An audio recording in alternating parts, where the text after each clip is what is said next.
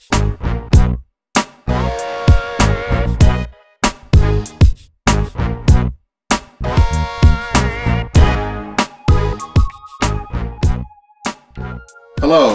thank you for tuning into another episode of Take 10 on Tuesday with the Tennessee Tribune. I'm Jason Luntz. Today I invited two special guests that have an amazing story that I really want our viewers to hear. I have the authors of Poems from God. I have Lola Bamigboye and Anthony Herring. Thanks for being here. Thank you for having us. Thank you. I really appreciate you taking the time to come by the office today. We've had published authors here before, and I always get excited about people that write and develop their own books. So I think it's exciting just off the bat that you have a book right here, something that you thought of, that you created. But what's more exciting is the story of how this came to be. So I was wondering if maybe you could tell our viewers how you both met and what's the amazing story behind this book. Well, I met Miss Lola at a Word of Life Christian Center International. It's a church that we both attend. And they were allowing me to come into the pulpit and recite poetry. And approximately on the 5th week of reciting this poetry, Miss Lola, she just stood up and she told about this intuition that she had, that God asked her to help me write this book. And she just stood up in front of the whole congregation and just said God told her to help me with this book, and she offered, you know, her help and her finances, and it took approximately 1 full year for her to complete this. Wow. Both of our endeavors, and her family members were also included. It's been a long ordeal, but the blessings that come from this book was well worth all of the efforts that were put into it. And I am so grateful that I met her. Oh, that's amazing. So you were coming to the church, you would do your poetry, and then something came upon you that you wanted to be a part of this and help him spread this word. Yes, I was just sitting in the front pew the first day that Anthony read the poems, and I just couldn't stop crying, you know. And subsequent times when I read poems, I would just cry, you know. And the Lord was ministering to me that, you know, voices like Anthony's may never be heard, that I need to step up and go give a voice to the book. But, you know, I was very reluctant, you know. We were just like, oh, I have all these excuses, I'm too busy, this and that, I can't do this, somebody else can take this on. But it was something that I just feel like God will not leave me alone. Like, you have to do this. So I have to eventually be in obedience and approach the pastor, and God started on helping with the publication. It's been a journey, a lot of changes, positive changes, growth, involvement, but the most inspiring of it all is Anthony, you know, just to see how he has grown even more in the last year. Anthony has had a rough life, you know. A lot of people cannot even bear 10% of what is being true, because we're now brothers and sisters in Christ. So I've got to learn a lot of his stories. You know, we look at people and we make a judgment, but we don't look at the root. We don't look at what they've been through. We don't know all of their stories. We just look at them and we just judge them and say, oh, they're this and oh, they're that. Yes. When if we throw some of us into their shoes, we probably won't make it, you know. Yes. Anthony has been homeless for 15 years. Wow. Yes. And are still homeless at this moment? No, not right now. So this is part of the growth that you've seen. This is part of the growth. Okay, so everyone understands why this is such an amazing story. When you were invited to this church to recite your poetry, you were homeless at that time? Yes, I was residing at the Nashville Rescue Mission. Okay. And they have, this church, a Word of Life International, they have a luncheon and also a Bible study on Thursday. I was attending, that was the first time I attended Word of Life, and I had missed the bus to go to another church. This was before I was going to Word of Life. I missed the bus to go to the church that I normally attended.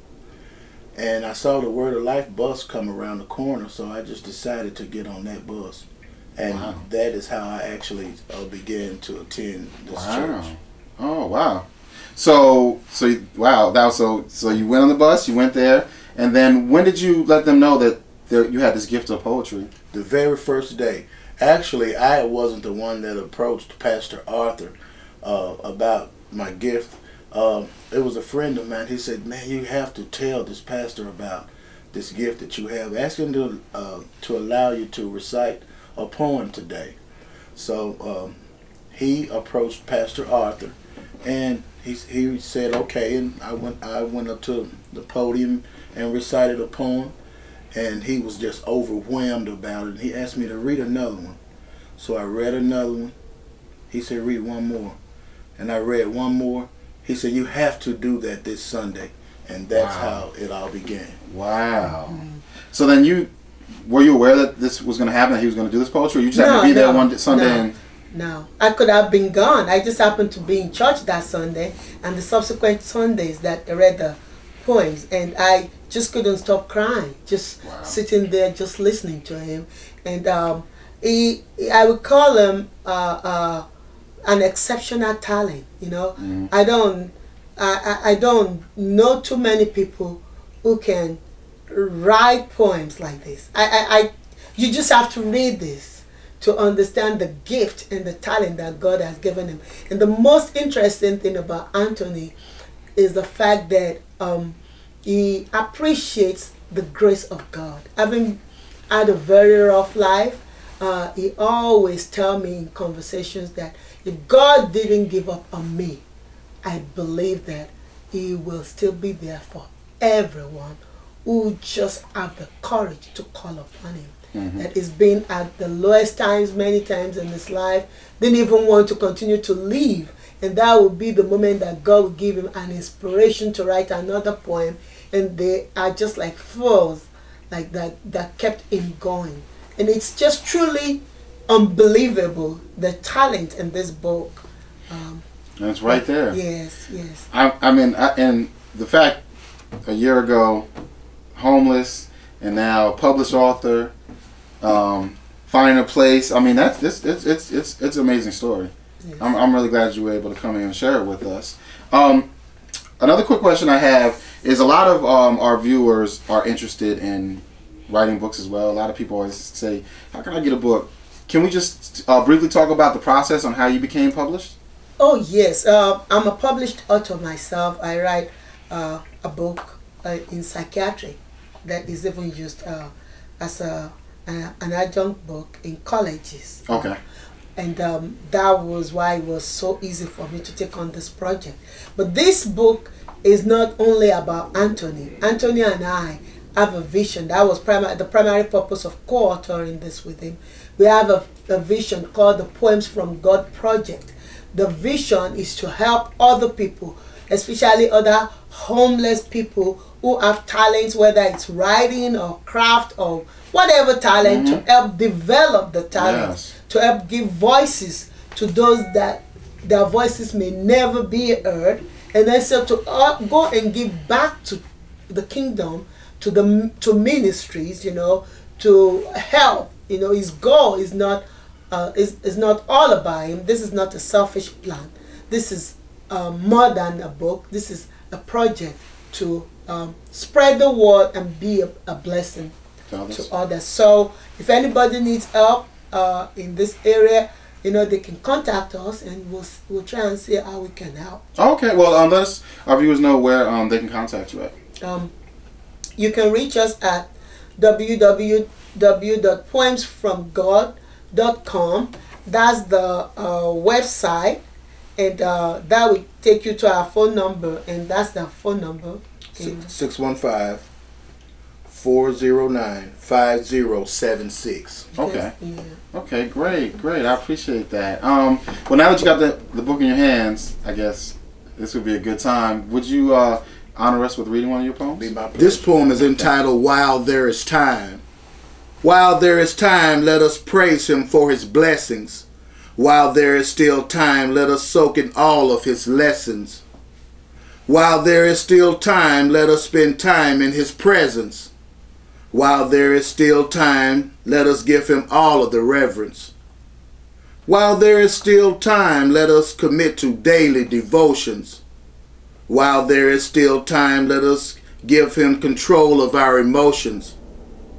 While there is still time, let us thank him for all that he gave.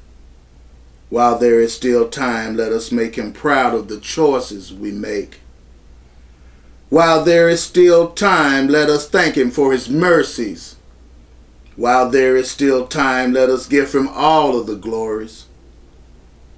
While there is still time, let us be about our Father's business. While there is still time, let us go out into the world and witness. While there is still time. All right, great. Great job. I appreciate that. That was great. That was great. Do you remember where you were at when you came up with that one? I think I was living at the Mission, and I was out in the courtyard one day. This is an area where you can kind of go out, and it's like a covered shelter outside. And I was just thinking about all of the things that I've been through and the position I was in actually at the time, you know. There's approximately 400 or 500 people at the Mission at any given time.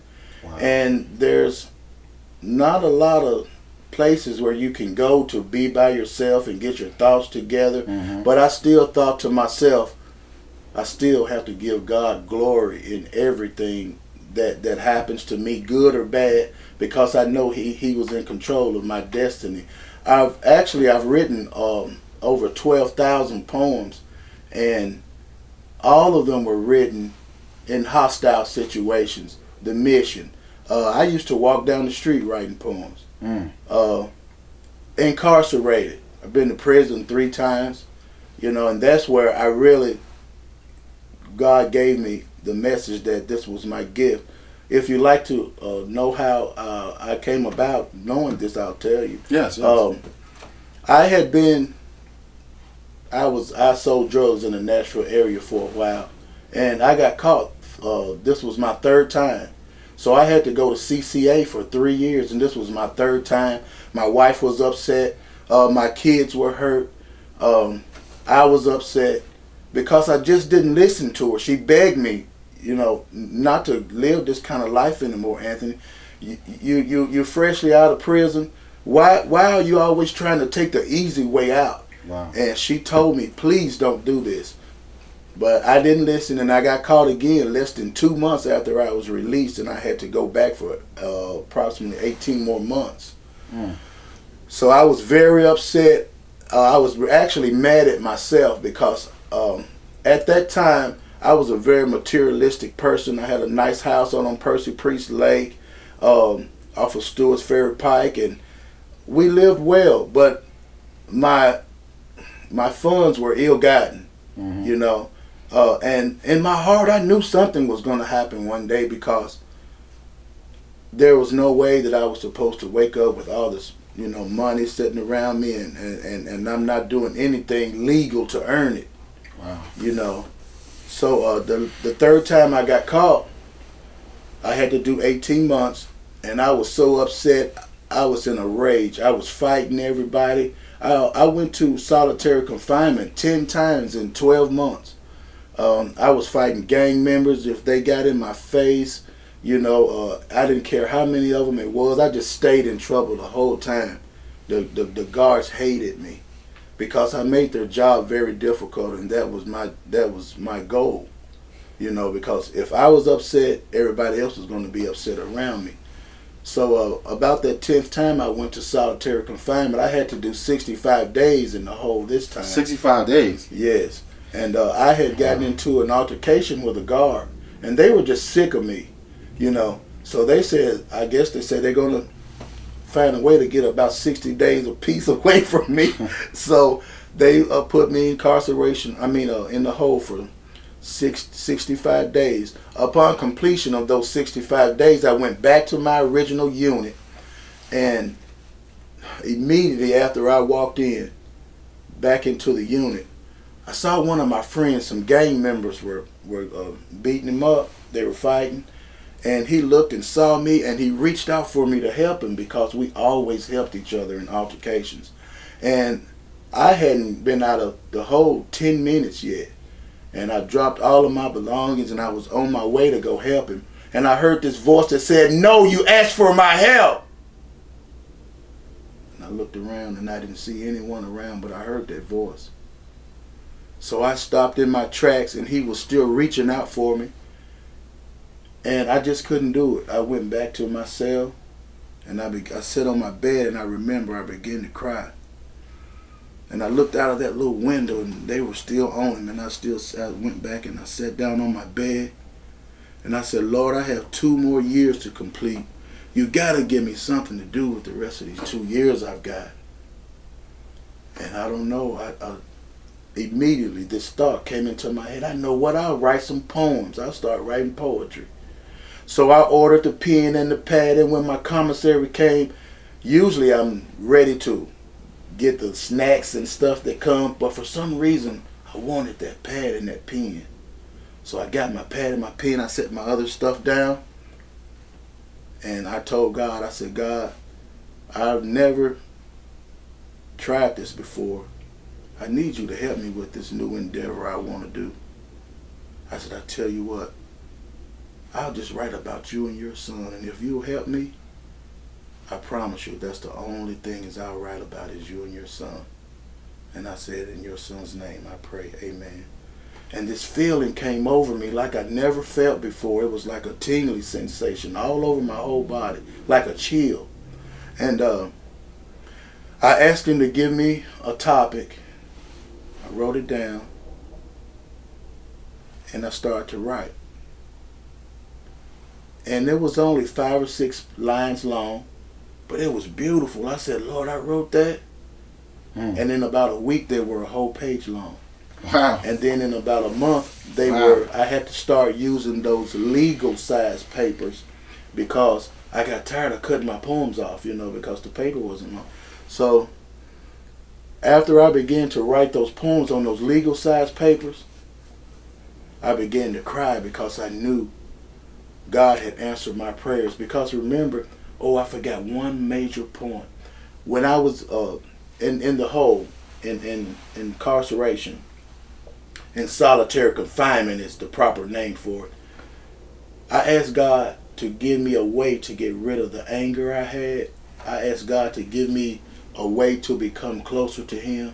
And I asked God to also to reveal my gift to me. So when I started writing those poems, I didn't get in any more fights. That solved the anger problem.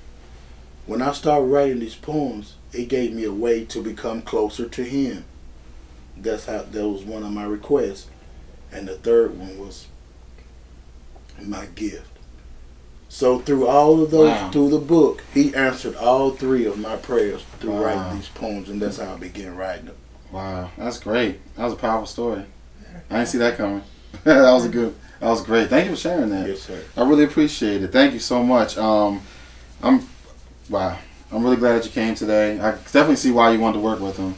And I'm glad you did. I'm glad that this is out and people can see your words and people can learn from your mistakes, but also the good decisions that you made as well. Yes, sir. I really appreciate it.